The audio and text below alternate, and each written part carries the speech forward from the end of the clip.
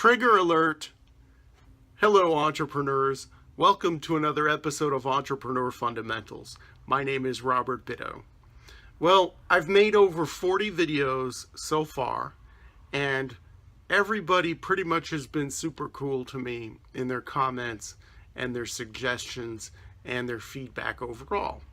I did get a response the other day from a woman who told me to check my privilege.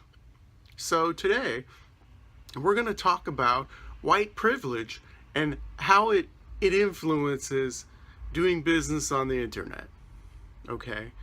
This woman, in her message to me, she said that I am probably, because of what I'm saying, because I'm pro-capitalist or whatever, I'm pro-small business, that from what she saw about me, she concluded that I was a Republican, Islamophobic, non-cisgendered, I had to look that up, straight, white, male, who grew up in an upper middle class neighborhood.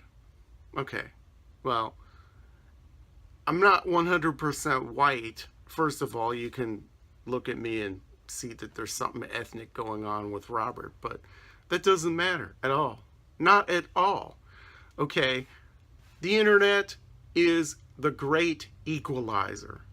Okay? It is the great equalizer. Anyone, regardless of whatever their background is, can get on the internet and start a business. Never before in human history has it been easier to start a business than now. Right now. Okay? Even if you're poor, you're from a different background, whatever, you have supposed disadvantages, you're a victim, whatever the heck is going on, you can start a business. You might need more help than someone else, but this whole white privilege thing has no place when it comes to the internet. I remember a cartoon. It was in the New Yorker. It was from about 2002, 2003, when not everybody had access to the internet. Most people didn't have a computer at that time. And there was a dog sitting in front of a computer, and there was a cat on the floor. The dog was leaning over to his friend, the little cat, and said, "I like the internet because nobody knows you're a dog." Well, nobody knows you're a whatever blank, blank, blank, blank, blank. You can fill in all of the different things. The woman who made the comment to me, on her Facebook page, it said that she was a warrior in the fat acceptance movement, the queer equality movement, and she wanted to dismantle the military industrial complex. She was a socialist. There were all of these different things that she listed that, made her different or whatever. And nobody cares. If you're selling online, or if you're providing a service online, whatever you're doing connected with an internet business, unless you have an About Me page or something like that, or you're catering to a very, very specific market, let's say you're catering to the queer market or something like that, and you have a big long explanation about who you are and why you're doing this or whatever, no one's going to know and no one's going to care. What they're going to care about is, do you have great products? Do you have great service? Are your prices good? Can they call you if there's a problem? What's your return policy? How accessible are you? How good are you at describing your merchandise? How good are you at packing your stuff? All of that stuff matters. People, they have 10 minutes to buy that birthday gift, and they go online and they click around and they hit 15 different websites or whatever, and then they find that perfect gift, and, they only have 5 more minutes left on their break, and they order their thing, and they'll want the product that they ordered fast. They want it in one piece, and they want to be able to contact you if there's a problem.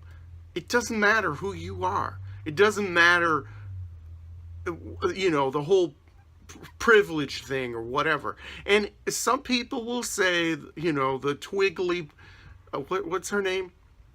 trigger. I'm sorry, I'm losing it here. The social justice warriors, whatever, Trigglypuff. That's her name.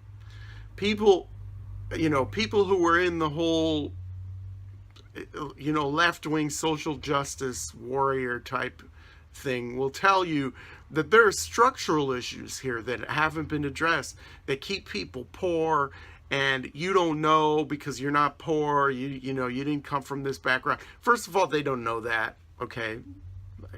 That ends that. But someone who is in a poor neighborhood and has been downtrodden or whatever, first of all, even in the poorest neighborhoods, everyone has a phone. That boggles my mind. But you have, everybody has a phone, and everybody knows about the internet and knows you can make money. If you don't have access to the internet at your home, you have community centers, you have libraries, and you have continuing education classes that are free. And if you can't get to them, then you have your free bus pass that you get with your aid, that you can take a bus to any place in the city. You can do it if you want to. And you can learn anything on YouTube. You can learn anything on YouTube. And if you can't learn it on YouTube, there are resources out there. And you can find those resources by doing a Google search or going to your community center. And like I said in one of my first videos, ask a librarian. Librarians are like the Maytag repairmen. They're sitting around with nothing to do, and they want to help you. And in a public library, now I go to the library every Wednesday. That's my library time. I know it's nerdy and old-fashioned, but that's what I do. And there are public computers that you can use, and they're almost never completely booked because people, have a computer at home or they use their phone. So if you don't have a computer or a phone that you can use to access the internet to build something or to learn, then you can go to a library. And you can go to a community center, and there are services that are free that you can access, that you can take part in. So check your privilege. You know what? We all should check what kind of privileges we have in this country, in America. In other places, we don't have this sort of thing. There isn't Wi-Fi everywhere. There isn't all of this free information and education that's out there. The poorest person in the poorest neighborhood in America is far more privileged than a lot of people in a lot of other countries. And I've been, to some of the poorest places in Latin America. I've seen all of this stuff. So check your privilege. No, not for the internet. Because on the internet, nobody knows you're a dog. And they don't care. As long as they get their stuff. And as long as you're halfway cool about what you do. That's it.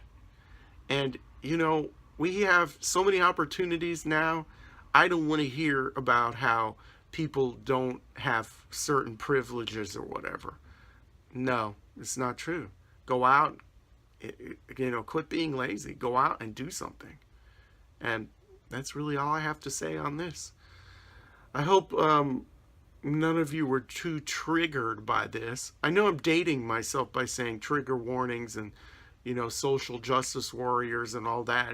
In 4 or 5 years, people are going to be laughing and say, God, that sounds so 2016. Even the reference to Trigglypuff. She just came on the scene a few days ago, so that's why I'm mentioning her. But anyway, that's all I have to say on this. And I appreciate your comments, even the white privilege comment, because it gave me an opportunity to address something very important. Everyone has a chance, and you can't tell me otherwise. So, until next time, remember to always work hard, and may all of your entrepreneurial dreams come true.